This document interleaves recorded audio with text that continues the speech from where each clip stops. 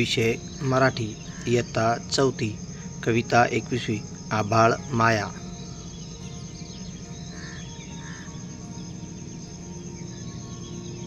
प्रश्न पहिला, एका वाक्यात उत्तरे लिहा.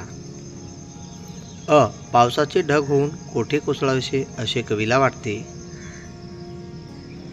उत्तर. पावसाचे ढग होऊन डोंगर, दरी आणि शेतात कोसळावेसे असे कवीला वाटते. आ. शेतकऱ्याला बरकत केव्हा येते. उत्तर. बी पेरल्यानंतर शेतामध्ये खूप पिकून शेतकऱ्याला बरकत येते. कवीला उजेड कोठे न्यायचा आहे. उत्तर. कवीला उजेड गोरगरिबांच्या झोपडीत न्यायचा आहे.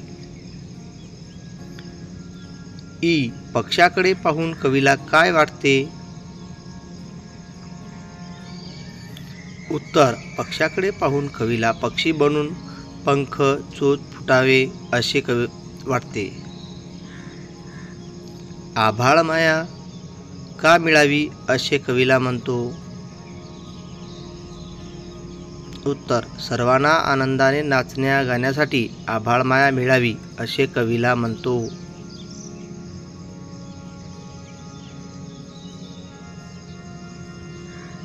प्रश्न दुसरा, कवीला खालील गोष्टी पाहून काय व्हावेसे वाटते. अ. पाऊस. उत्तर. कवीला पाऊस होऊन पावसाचे ढग बनावेसे वाटते. आ. पंती. पंती पाहून दिवा होऊन जळावेसे वाटते.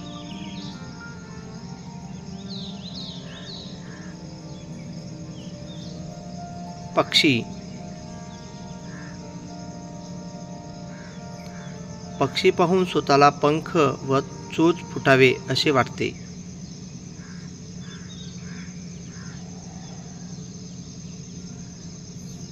प्रश्न तिसरा, खालील गोष्टीचा वापर कशासाठी होतो ते सांगा.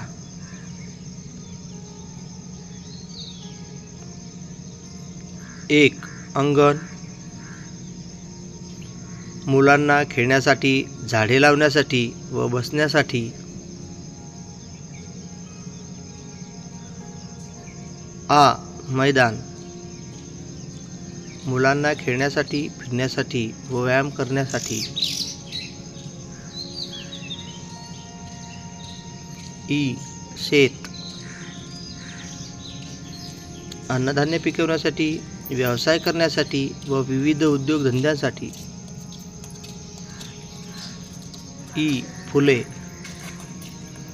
देवपूजा करण्यासाठी, शिवशोभीकरण करण्यासाठी व हार पुष्पगुच्छ बनवण्यासाठी. ई. दिवा. प्रकाश देण्यासाठी, अभ्यास करण्यासाठी. प्रश्न चौथा, तुम्ही कोणासाठी काय द्याल. अ. मित्रासाठी छान छान गोष्टीची पुस्तके.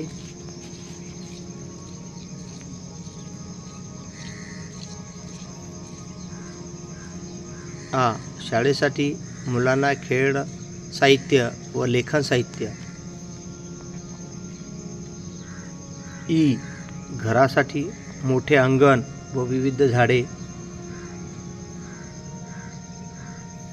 ई. शेतासाठी आवश्यक तेवढे पाणी व झाडे.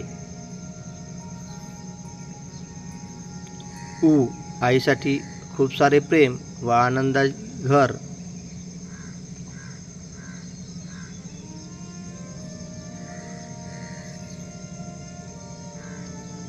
उ. बाबासाठी 4 चाकी गाडी व खूप खूप प्रेम.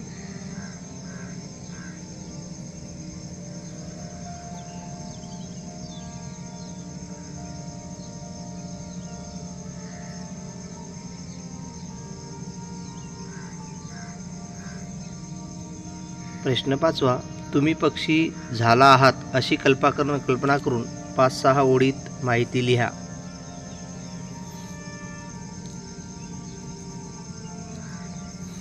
उत्तर. मी खेळता खेळता आकाशात उडू लागलो. मला पंख असल्यामुळे मी सहजतेने आकाशात फिरू लागलो. इतर पक्ष्यासोबत खेळताना मला खूप आनंद झाला. मी ज्या ठिकाणी कधी जाऊ शकलो नाही त्या ठिकाणी मी सहजतेने पोहोचलो. मला समुद्रकिनारा पाहायला मिळाला, आकाश उडण्याचा आनंद मिळाला.